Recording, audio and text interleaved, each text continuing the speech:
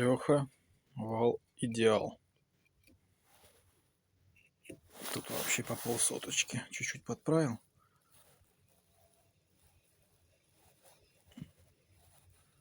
Еле стрелки вообще, блядь.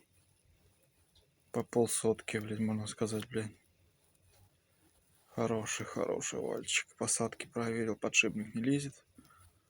Нормально, вал родной с точкой.